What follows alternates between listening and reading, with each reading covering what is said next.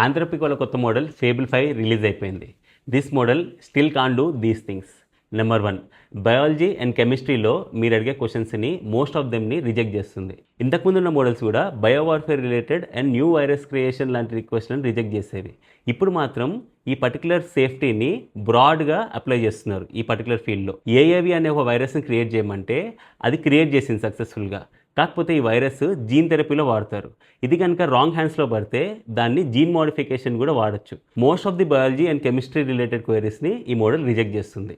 Second, distillation attacks. కొన్ని popular competitive AI labs Claude మోడల్స్ని వాడుకొని వాళ్ళ మోడల్స్ని అడ్వాన్స్ చేస్తూ ఉంటాయి. ఈ పర్టికులర్ ఫేబుల్ 5 ఇట్లాంటి మోడల్ డెవలప్మెంట్ రిలేటెడ్ క్వైరీస్ని రిజెక్ట్ చేస్తుంది.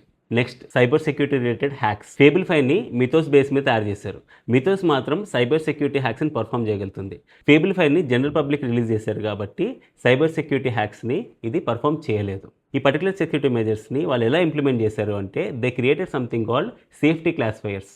యూజర్ ఇచ్చే రిక్వెస్ట్లని ఈ క్లాసిఫైయర్స్ త్రూగా పంపించి ఆ రిక్వెస్ట్ కనుక ఈ 3 ఫీల్డ్స్లో కనుక ఉంటే ఈ పర్టికులర్ రిక్వెస్ట్ని ఓపస్ 4.8కి రీడైరెక్ట్ చేస్తారు. వాటిని కంప్లీట్గా రిజెక్ట్ చేయరు కానీ ఓపస్ 4.8 వీటిని ఆన్సర్ చేస్తూ ఉంటుంది. ఫేబుల్ 5తో పాటు మిథోస్ 5 కూడా రిలీజ్ చేశారు. మిథోస్ 5కి మాత్రం ఈ సేఫ్టీ రిస్ట్రిక్షన్స్ అనేవి తక్కువగా అప్లై అవుతాయి. ప్రాజెక్ట్ గ్లాస్వింగ్లో మిథోస్ 5ని రిలీజ్ చేసి ఫార్మా కంపెనీస్ని, సెక్యూరిటీ అనలిస్ట్ కంపెనీస్ని అండ్ మేజర్ ప్లేయర్స్ని ఇన్వాల్వ్ చేసి వాళ్ళకు మాత్రం మిథోస్ 5ని రిలీజ్ చేశారు.